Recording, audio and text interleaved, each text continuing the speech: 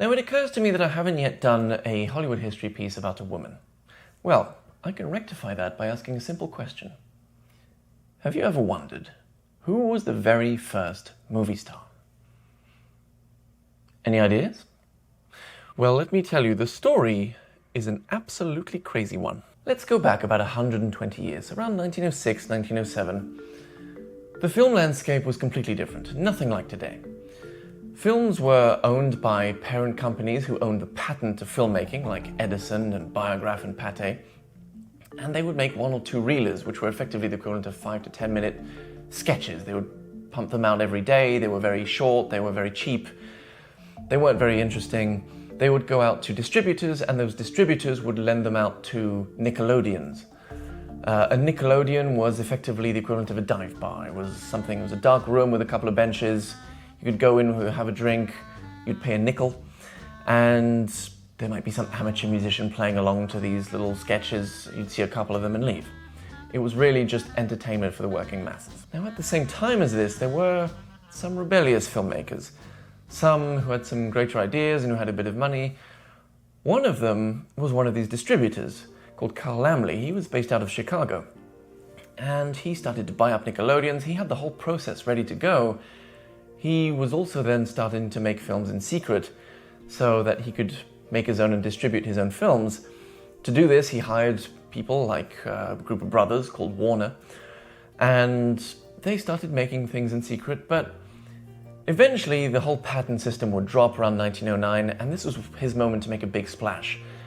And to do that, he needed a more famous face, something that would really mark the moment. But how to do that? Well, he got in touch with a girl who was starting to become quite well known as the Biograph Girl. Now, who was the Biograph Girl? Well, she was a girl who was a regular actress in the movies produced by Biograph. So he got in touch with her. And he said, well, how much do you make over there at Biograph? And she said, well, the same as everyone else, $25 a week. And he said, well, what if I offered you $50 a week? The short version is she accepted and became the first actor to be paid more than another. But now Carl has a bit of a conundrum here because, you see, he has a famous face, but he can't use her name to market it because, of course, she's known as the Biograph Girl. That would be like Paramount today saying the star of our next film is that guy from Netflix. They're obviously not going to do that. So, what to do? Well, he decided to come up with a huge stunt. A very ambitious one. He calls up every single newspaper outlet in America and tells them the Biograph Girl, aka Florence Lawrence, has been kidnapped. Now, the newspapers went absolutely wild with this. Some shared the story, some went completely overboard, suggesting that she had been murdered. Needless to say, Florence Lawrence became the talk of the whole country overnight. The next step for Carl was to take out an ad in all of these papers, stating, "We got them. Caught in a lie. Florence Lawrence has not been kidnapped, she's not been murdered. In fact, you can catch her in St. Louis, Missouri on March 14th, 1910 in her next film, The Broken Oath." It was a huge event, very much regarded as the very first world film premiere. Florence Lawrence even in fact had to leave the event because she was so overwhelmed by the crowds. Carl Laemmle then went one step further, just to rub it in the faces of those old patent holding company owners. He decided to add her name at the end of the film. And thus, the very first film credit was born. Now, I would love to be showing extracts of this film and show you the very first film credit. Unfortunately, no known physical copy exists in the world today of that film.